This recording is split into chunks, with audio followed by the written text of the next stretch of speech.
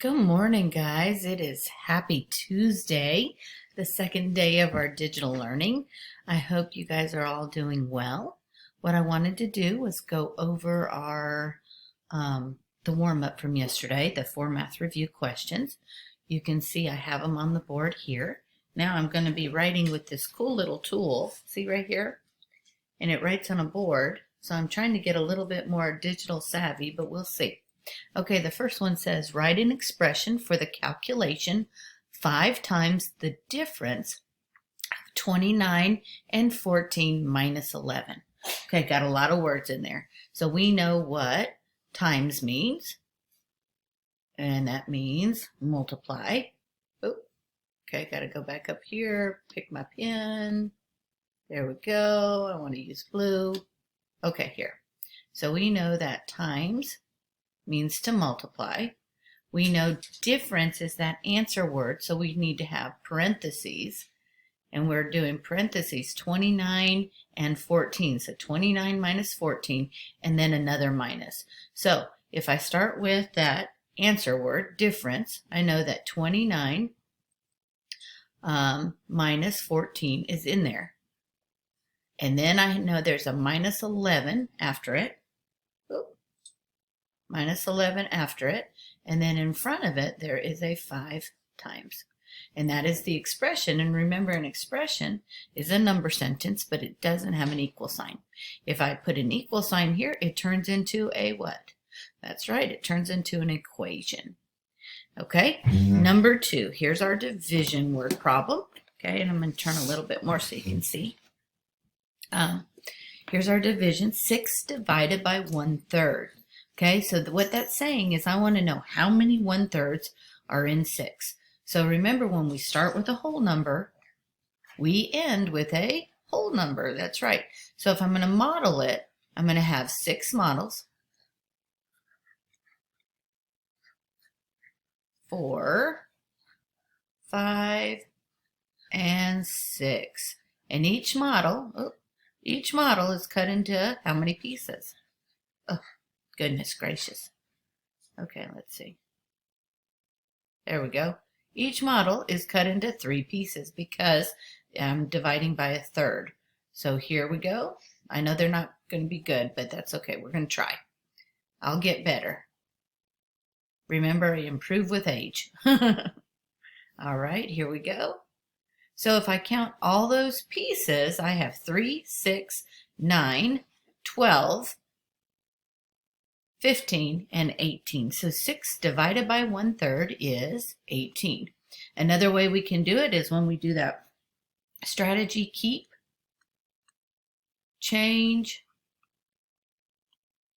and flip. Remember, this is the shortcut, but our standard is above.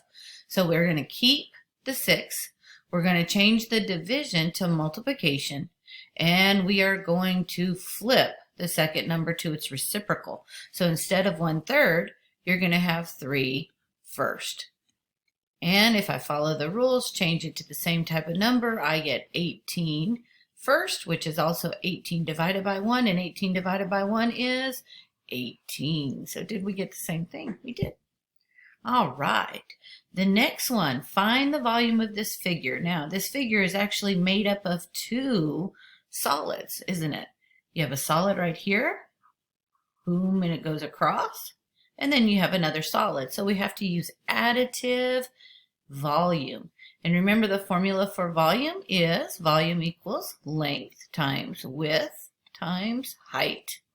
And then we're going to add them together because this is additive volume. So let's do this one first.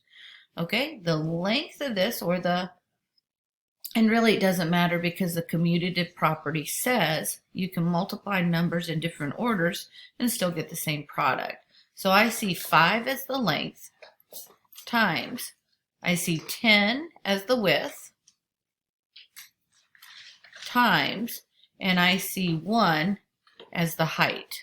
So 5 times 10 is 50, times 1 is 50.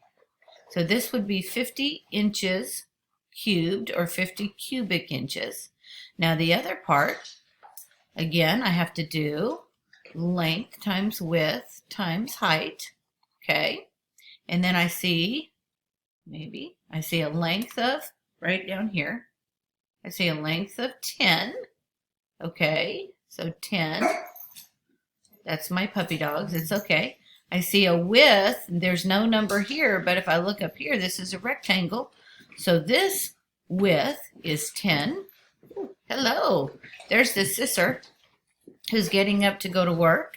And then I have the height of this, which is 6. Again, if I multiply, 10 times 10 is 100. Times 6 is 600. And that would be 6 inches cubed.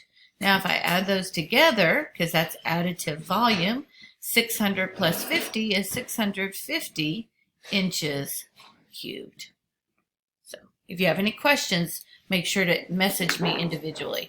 Now, what I need to do is I need to come over here, and I need to show you this last one. Okay, here we go. Oh, there we go. That works. All right, it says change the area on the grid, or shade, not change, shade the area on the grid that shows 4/9 times 3/5. So you see you have a grid. The first thing we need to do is look at that grid and make sure we understand it. If we count, we have 1, 2, 3, 4, 5 columns. Well, then here goes 3/5. So that's 5 columns. How many am I going to, how many am I going to shade? That's right, I'm going to shade 3. So let me come up here. That's the eraser, I think. Let me come right here. Click it. And let's see. What I'll do is it says GoPro for more tools. Everybody wants money, don't they? All right, so I'm going to come down here, and I'm going to shade in 3. We're just going to do this. 3 columns. There's 1. There's 2. And there's 3. Everybody trucking. Okay? Then if I count it this way, I have 1, 2, 3, 4, 5, 6, 7, 8, 9. And I've got a shade in 4 of those. So I'm going to change it here. And I'm going to shade in 4/9. So that's 1, 2. Boop, boop, boop. Ah! Sorry. You guys got it, though. Maybe. Perfect. And the last one. So my answer is this part that has both areas shaded. So if I look right here, I have 3, 6, 9, 12 out of 45. So my answer would be 12/45. Now, if that was going to be my final answer, I know that I can simplify by dividing by 3 and dividing, I know that's not working, but that's okay, by 3, and I would get back to 4/9. I would. Very good. It simplifies. So 4/9 times 3/5 simplifies down to, what am I doing? No, that doesn't. 4/15. Gee willikers. I'm not awake this morning. So if I divide by 3, both sides, I get 4/15 is what it would simplify. But because of this question where it just says shade the area, I don't even have to simplify or get a solution. I hope this helps. Look for another message soon. Have a great day, guys.